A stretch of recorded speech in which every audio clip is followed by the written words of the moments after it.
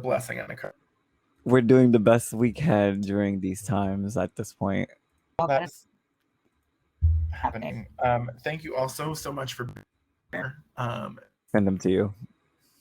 Thank you. I got it. My name is Robert Lopez, and I am the gamers together. And I am all kinds of things, and that's why I'm here and wanted to be a part of this panel. And I'm so excited that we have folks here. Us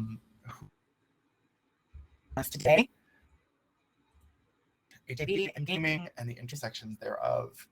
And mind introducing yourself. Why don't we start with you, Michael? Well, my name is Michael Fontenez, and I'm 28 years old, and I was born with HIV, so I've had HIV my entire life, and I'm a huge gamer. Awesome. And why don't you introduce yourself? My name is Marz Albarran. I go by they, them pronouns. I am also an HIV advocate, as I have also was born HIV positive. So I try to do a lot of different advocacy work. As for my gaming experience, I don't know that I would consider myself a hardcore gamer, but I do like me some Call of Duty, and but I'm more of like a card game, board game. I like those types of games a bit more. I'm right there with you, Marz. I like the interaction, the socialness of it. And then you can have, but I like the in-person, like, let's play a game of cards or dominoes. Let's play dominoes. Yes, I just played a three day long game of Monopoly. Oh my goodness. That's an investment. A long drawn out game. Was. Exactly. Do we just have the two of you? Is that it? Yeah. Sorry. Jahlove is with us. Jahlove is with us, but unfortunately he's not able to join to the camera. So he said he's going to join us in the chat. In the chat, Jahlove. We love you, and I'm glad that you're here. Bring up Jose, though. I would love it if it was.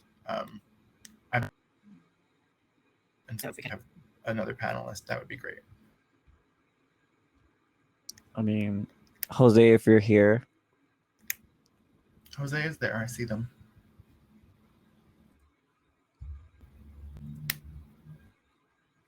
Jose permissions. They're presenter. Amazing. Jose, you can turn your camera and your mic on. Wait, can y'all hear me? Okay, perfect. Yes. Yeah, we can hear you. Yeah, I just had to put on a shirt. Let me put it right here. Thrown into the fire. We're doing great. We're doing amazing. Please introduce yourself. Tell the people who you are, why you're here. Oh, yes.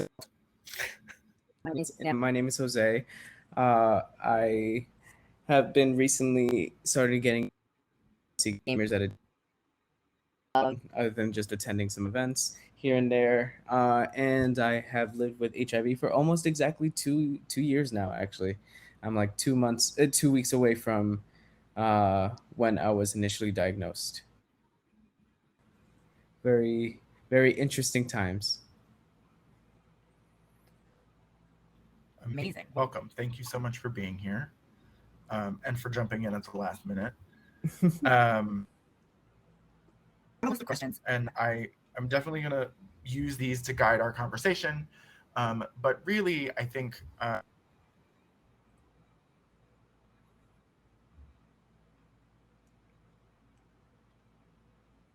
no. Oh no. It's the hotel Wi-Fi. We'll reconnect you as soon as the internet connection improves.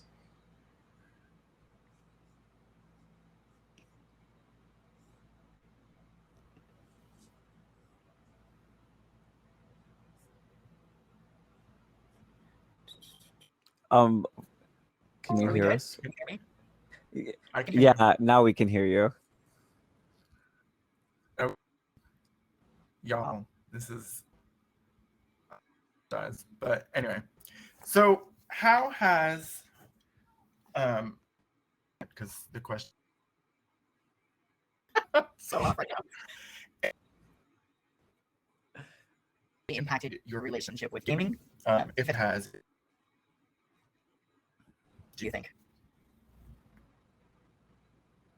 For you, just jump in. Well, I feel like for me, since I was born HIV positive, my family would always keep me inside, even at an older age. I was always told to stay inside because I would get sick easier or because it's a stigma that surrounds HIV. And so the only outlet that I found was gaming. I started gaming maybe since I was, I could say, 5 years old. And so I felt like gaming was the only outlet I had to a storytelling that I wasn't getting from socializing outside or being outside with other kids. So that's where my connection with gaming started, was because I was told to always stay inside. Yeah, I'll bounce off Michael. My experience is very similar. Also, having been born with HIV, I was very, very sheltered as a kid. And a lot of me being sick was before the age of 10. So I spent a lot of times in hospitals and getting treatment and things like that. So for me, gaming wasn't so much, it wasn't my relationship. It wasn't really the video games as much as it was like the card games, a good game of war or, things like that with another person that I would be getting treatment with. That's kind of how we built relationships, kind of take our minds off of the reality of what was happening and kind of just, socialize and interact when we could in the ways that we could. Mm-hmm.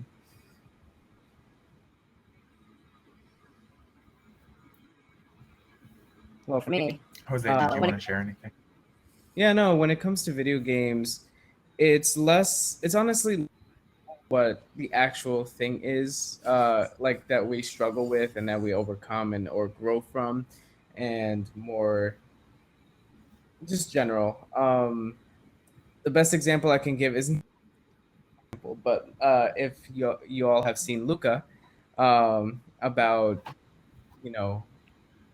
being somebody different, and there's this quote near the end of the movie that said, "Not everybody will accept him, but he'll always find the good ones." And that's sort of, and that was the example that came off from the top of my head. But those sort of themes have always come up in video games, and it's definitely helped me on my journey just to learn those lessons in a general and abstract sense, but also just applying it to my self-acceptance journey and just my relationship with other people in general. Great. And that is a really great point. One of the things that I think about is whenever we have panel discussions around HIV, we always have these specific conversations, and it's usually focused on the negatives or the things that aren't happening, or things. What, if any, positives can you uplift or share with folks around how being HIV positive? I think for myself, I'm a healthier person now than I was before. But for folks who may not know, other folks who were born with HIV or folks who are newer in their journey, do you see positives in your life? Or for two of you, you've been positive your whole life. So it's definitely a journey too. Just curious. I feel like for me, it's different because being born positive, it's part of you your entire life. It's not something that just randomly, one moment you go to the doctors and they diagnose you. It's more of like you're born with it. So I feel like it's always been a part of my personality and who I am because it's been with me my entire life. So I feel like that has never affected me in the sense of like, I don't feel different about it, or I don't feel afraid about it, because it's been who I am my entire life. It's never been something that has took me by surprise as it has from others. You understand? Right. My experience is, I mean, very much like Michael, you know, my experience is having been born with it means it is a part of me, and it has been a part of my entire life. How I can say it's like positively affected me though in the journey is, you know, as a kid, I was sent to a lot of like the different support groups and things for people living with AIDS or HIV. I was also adopted, so I was a part of a lot of those types of groups as well.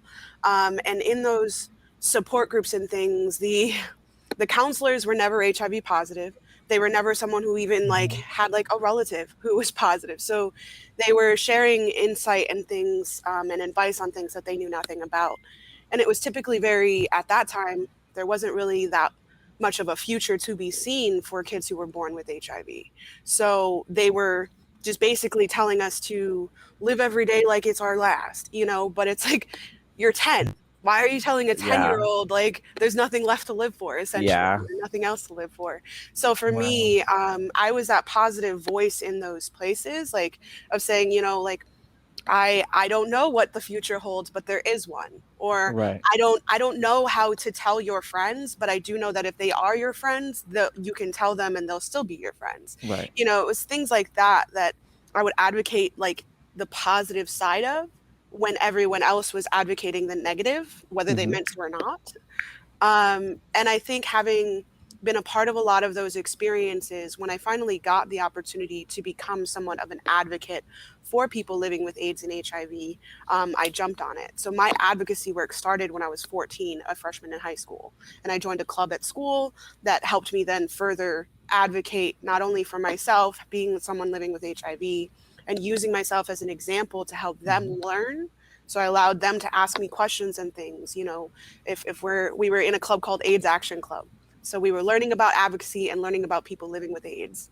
And so by year 2 of that, I shared my story to help everybody else learn a little bit, to like also to humanize it, right? And so I think for me, it's really helped me in a positive light because I've chosen to use my experiences and share them with whoever needs to hear them, so that maybe they might see that, for one, they're not alone, and for two, it's not the end of the world, and for three, even if you were diagnosed later in life, there's still a lot of positives to take, especially if you're diagnosed now, where there's a lot of other medical advancements and things like that. I think for me, having been HIV positive, because it's all I know, I think it's really awesome for me to have finally found kind of a voice within advocacy. And I don't think I'd have that had I not had so many years experience with it being born positive. That's true. Yeah, for me, definitely the most impact it has ever done with me is with empathy, and with my diagnosis came so many ranges of emotions for over a year. Like the lowest of lows, like me considering stop taking my medication to just let it run its course, or the highest of highs where I disclosed my status to somebody for the first time, and it was just they were just so, all these ranges of emotions help me talk to people and sort of understand what they feel.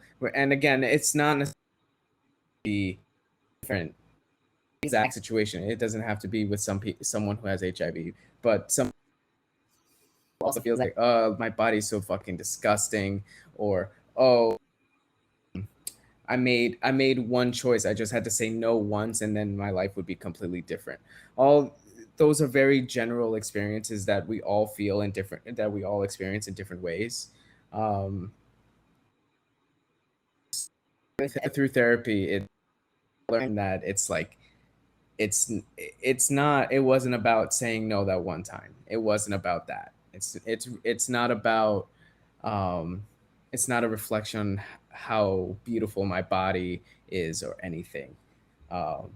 So that's definitely it's definitely helped me with my empathy and just talking with people and understanding what they feel, regardless if it's like the highest of highs or the lowest of lows. I think a lot of that definitely, like, I been with HIV for almost 10 years, and something that really resonated for me was, the piece that Marz was talking about. I've always been an advocate. Like, my mom was a fierce advocate, and it just sort of, she taught me how to. And when I found out I was positive, I was like, I'm not doing any work around this. Like, yeah. And it felt gross in the beginning. Talk about this. It's no one's business. I don't need to do this for anyone else. And for years, that was literally how it wasn't my job. Because I was doing so much other advocacy. And then to statewide advocacy. And, it was really funny because I went from, no, I'm not statewide level, and then being like, I signed up for. But definitely, it strengthened relationships. It made talking about HIV a lot easier. Educating people about it got easier. But when you are someone who lives with it and you're able to talk about it, I think people listen a little bit more than if it's just a healthcare professional who's just people the things because they've. So I really appreciate all you've shared. I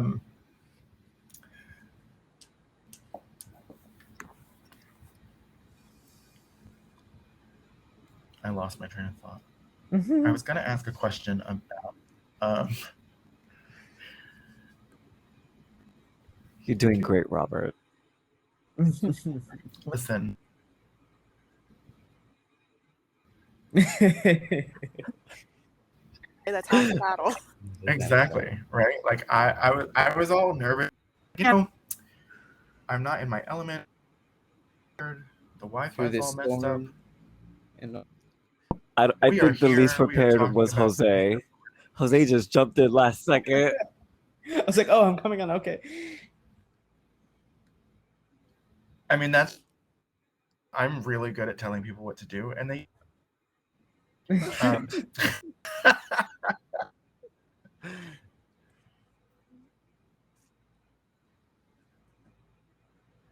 So, I just connect for folks. We are here at FlameCon, and it's a convention and geek culture. But I think just HIV has been in the news a lot lately. Rapper. Just being a fool and saying some really stupid shit.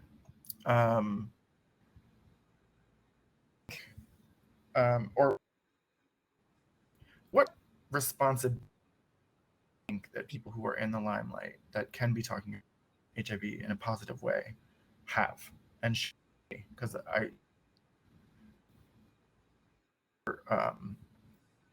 good examples of folks that are doing that work, because all celebrities have platforms. Mm-hmm. But whose platform is HIV? Who do we look to combat the idiots that say the things that they're saying in public? Twitter being a place where we can just drag people for being assholes. I would say that the older generation, like the older, queer generation and like the older pop stars were the ones who really spoke out against after what that person said, what they said, because I feel like the younger generation that's up and coming and that we're living with now doesn't really understand the severity of HIV or what it was at one point in life.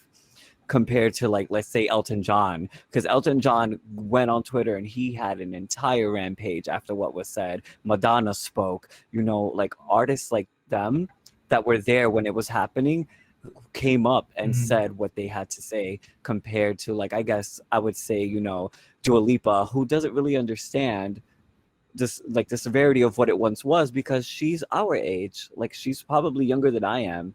So I don't understand that she would, understand and use her platform, even though she did say that she stands with us and, she doesn't support the actions of what was said. But it's not the same as someone like Elton John and Madonna, I would say. Yeah, I remember reaction. All right, Elton John, he's pissed. Like, and it was needed. Other folks? Well, Ben from the chat brought up that Jonathan Van Ness came out HIV positive literally the same month I got my diagnosis, and that was one of the biggest timing ever, really. Because I just got into literally within that month I got into Queer Eye. Within the week of starting watching Queer Eye, JVN came out as positive. I was like, what is going on? Why is all these pieces falling together? And that's definitely like a privilege that I have, who has been recently noticed that, I can look up to somebody like that. And recently Billy Porter came out as well, especially with their representation in the show Pose. And, Pose, it's funny. Again, this is all a funny timing, because I Pose the summer before I was diagnosed, then I was diagnosed, and then my whole spectrum of emotion that I experienced changed. But I cried so many times through that show. Oh my god, I cried every episode. Diagnosed, I cried every single day, every single Take Me episode. to Church episode. Oh, girl, but it's just so good to have these people, their experiences. And JVN, they just keep saying, they go on TV and say, I've been the healthiest I've ever been. I just have to take one pill a day, like it's a vitamin. And then it's like, yes, you know what? I've never thought about it that way. But that's exactly how I should be thinking about it, except instead of thinking about it like a monthly subscription for my life. Technically it is, but it's not. It's not like morbid or something that I should think negatively about. It's just one more responsibility, like diabetes or something like that. I mean, I definitely idea that it's just a pill, but I also, just as someone who's been taking a pill every day for a long time, like, it gets exhausting. It does. I think that we have to be able to support one another, and look for support from those around us, to make it so that either way, right? Like, yes, I'm okay because I'm connected to care, and I'm going to the doctor, and I'm taking my med, and me taking my meds keeps everybody in my life safe. And that's a big thing. Like, adherence for me is huge, because I want to make sure that I'm not giving it to anybody else. Right. Like, it's exhausting to think about it every single day. It is. Because no matter what, at least once a day, you have to think about it. Yeah. Being a teenager, when I was a teenager back then, there wasn't the one a day, so I would have to take 7 pills daily, and that was exhausting. It was so exhausting having to take so many pills constantly. And like, the advancement in medicine has been so great. I remember when they told me that I can switch to 1 a day, and that was like the happiest day of my life, because I was like, I am so happy that I no longer have to take 7. I can take 1 a day now. That was so happy that I cried, because I was like, having to grow up and having to go through these advancements of the medicine where it was a liquid, then from being a liquid to, oh, now you have to take pills, now you have to take 7, oh, these don't work anymore, now you have to take these. So this one works and it's working for you, and you've been on it for this long and it's doing what it needs to do. It was just a great experience to hear that, because it does get exhausting, and like your body does get tired from having so much medicine all the time. It's exhausting. I think it's important to remember, and thank you, Michael, for bringing it up, right? Especially having been another person born HIV positive.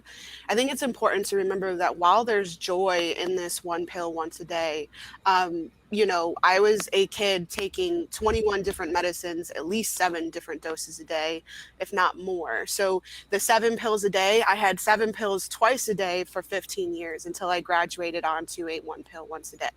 And that was the cocktail, the regimen that saved my life at 10, because 10 was almost the end. And then they found the right combination, and I was on that literally until there was a 1 pill once a day option, because I have that motto: if it's not broke, don't fix it.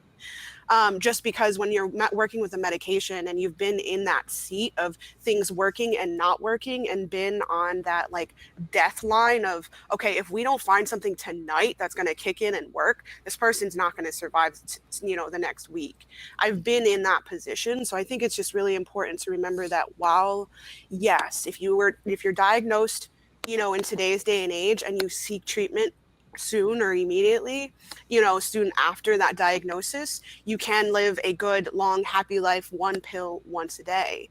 But it's important to note too that if you're not consistent with that regimen, if you're not consistent with those pills, then you can end up back where we were however many years ago, where it takes 2, 3, 4 different medications of a combination to actually work for you, because you become resistant to the ones that you were on that worked.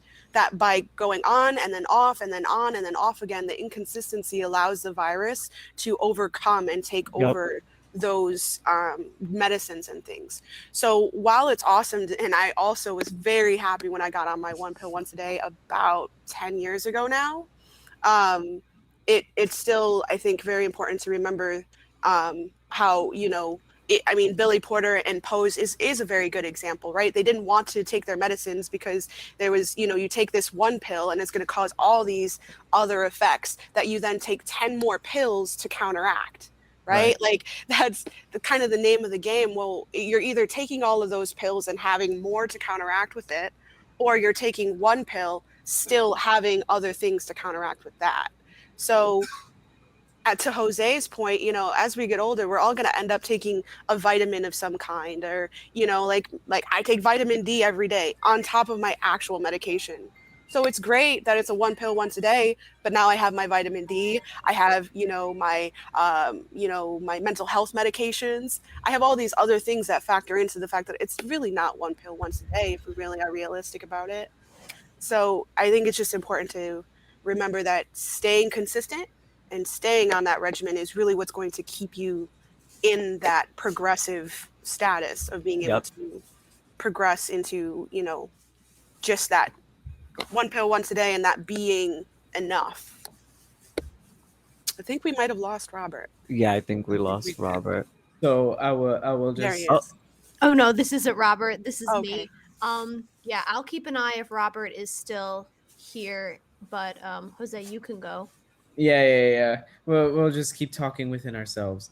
But yeah, it's just one of those things that you grow from, which is with this responsibility. What the consistency being one of the most important aspects of life in general. Everything that's worth it. If any of y'all have seen BoJack, crap, I'm forgetting the exact quote. Where doing it isn't when you but doing it every day, that's the hard part. And once you get to that point and you can really do anything, you know, this is taking this medication is just one form of doing something every day, being responsible, and that affects a lot more than what we really realize. Also, welcome back, Robert. Remo It's is okay. trying me. It's okay, don't worry.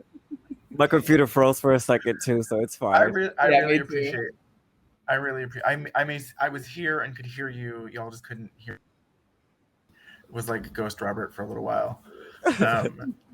And so I really do appreciate everything that you've all shared, because I think that it's really these are all really valuable things that folks may not understand, and I think that it's also helpful for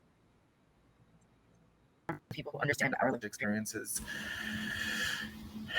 and just sort of just being in space with one another, be able to have real conversations is always helpful. And I'm always grateful when we can do that and folks are learning and at the same time.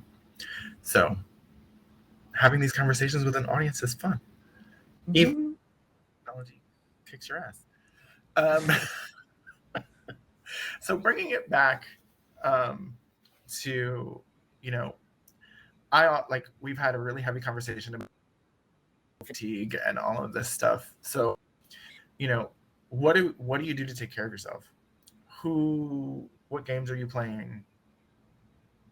Or what are you doing? What are you doing to take care of yourself during this time? What are you consuming media wise?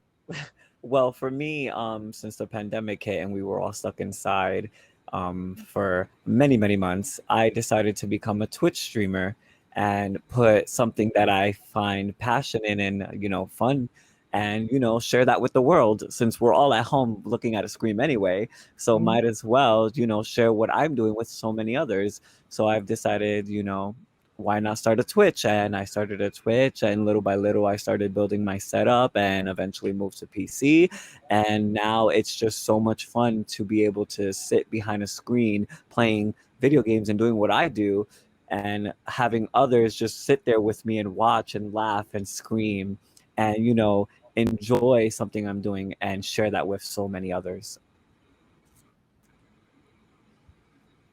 In with an awesome card game. So I do play video games sometimes, to digress. Call of Duty, World of Warcraft. I don't know. I like the online gaming where I could just play a few rounds, be done with it, and then let my carpal tunnel take its course. So I would rather play regular card games. And so there's this new game that my brother's family actually just brought to my attention, and I had to get it as soon as I played it. It's called Taco Cat Goat Cheese Pizza. It sounds basic, it sounds weird, but essentially it's a card game. It's like a combination of like Slapjack and War, as far as the logic. But essentially there's these different cards that come up, and you have to slap the card if it's the match to the name that you just said. You go around taco, cat, goat, cheese, pizza. And if you put down a goat and you say goat, you have to slap it. And then there's like these three other characters that come up, they have to do certain actions for and stuff, and and then slap the card. And it's just really funny and fun to play. Like, I literally played it with my niece and nephew. Youngest is 5, and then just took it on my vacation this past week, and played it with the adults, and we played for 3 days straight. Just we just kept wanting to play, and it makes you laugh. It's just so interactive and so funny. And for me, laughter, if anyone really knows me, I'm the person who's always trying to make somebody laugh. I'm the comedic relief. That's how I handle, the tension. And so, laughing and the amount of laughing that I do with this game is just irreplaceable. And for me, I feel like that's true health, is to do something that is going to make you laugh and like be that fun, and just keep doing it, because it's just, not only is it fun, but it's healthy to be laughing like that. So that's what I've been doing. Yeah, I haven't streamed much, but I definitely took on this mentality that if I'm gonna play video games, why not just give the opportunity for people to join? I peak at like 2 viewers, anyways. But It's okay. My days are sometimes like that too. Yeah, but since it's so much right now, which is Halo, I'm playing a lot of Halo right now because I'm preparing for Infinite that's coming out in a few months. But something I just, when it comes to anger, I always keep that very personal. I don't really allow people to see me angry or feel that I'm angry. But Halo makes me very angry. There's a lot of BS RNG. You know what? Any RNG game, any any RNG will annoy me at a certain. But again, I'm self-conscious about this anger. But I had this conversation with a friend, and they said that not all anger is unhealthy. Not all forms of expressing anger is unhealthy. And it just completely changed how I viewed my anger when I was playing video games, because I'm just I'm by myself, an alien comes up, random amounts of waves, and I'm just waiting and waiting and waiting, and they just happen to throw a grenade. I'm like, why did you do that at the exact moment I didn't want you to?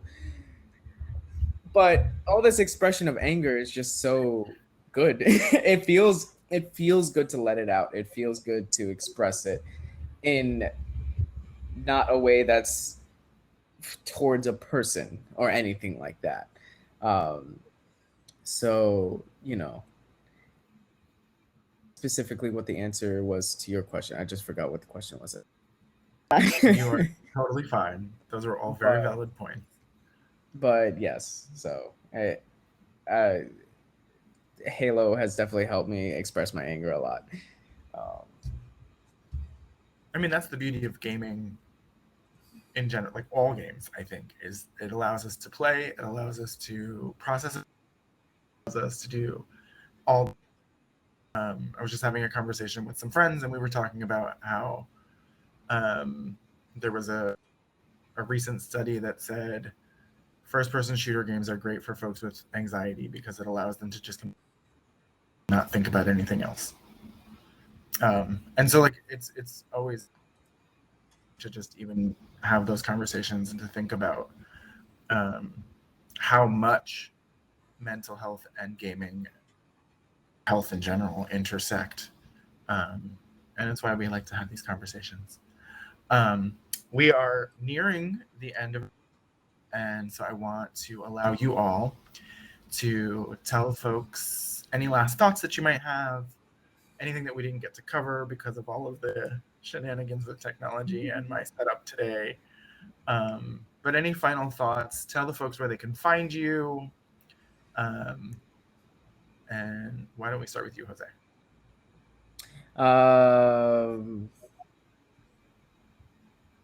No final thoughts is my final thought.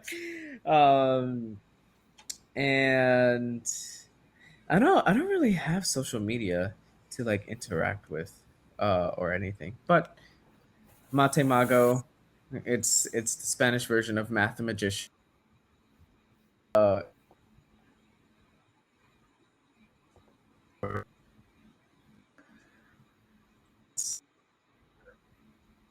I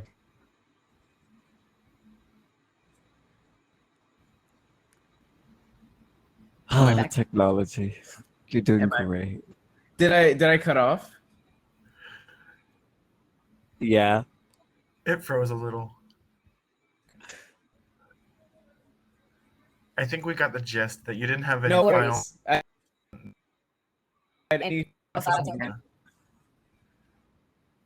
had no final thoughts nor any final ways of communicating to me. Find me on LinkedIn, I guess. I don't know. Jose is just here. I am here.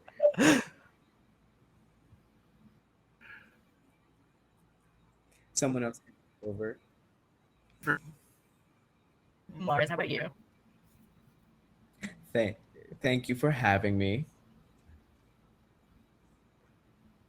It's like frozen. I think so. Marz, do you have any final thoughts? Where can folks find you? Final thoughts. Thank you for having me on this panel. I always think it's an awesome discussion to talk about kind of how AIDS and HIV has, any culture within gaming and how it kind of intersex. As far as where you can find me, I am an artist outside of all of these things. I do have an artist Instagram. It's You Think You Know Me. On Instagram, I just put it in the chat, and you can find me there or on Facebook, just under Marz Albarran. Feel free to reach out. Michael, I would love to, get your contact information and link up. Yes. So, but yeah, that's all I have to say. Thank you. As for me, I feel that knowing that there's other people out there like you will make you more secure in your community than not knowing at all. Because as a kid, I didn't expect to find other people like me. And as I grew up, I started finding more and more people like me. And that just made me feel so much more included being HIV positive and finding other people who are born just like I was, because you don't hear that often that people are born HIV positive. So hearing other people being HIV positive, that was everything to me, to know that there's other people like that out there like me.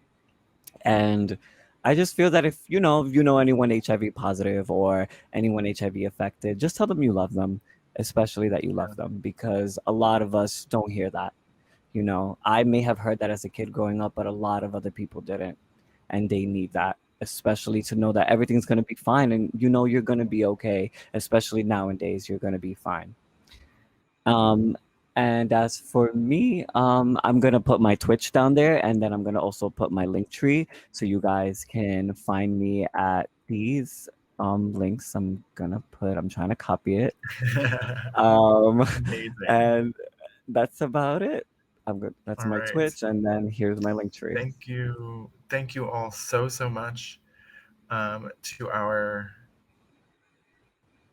Thank you for sticking with us through all of this with me.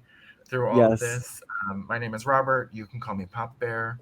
You can find me everywhere at Papa Bear Podcast. And thank you for being here and participating, and say hello to us. If you have, just check in. I'm sure folks will be happy to answer questions.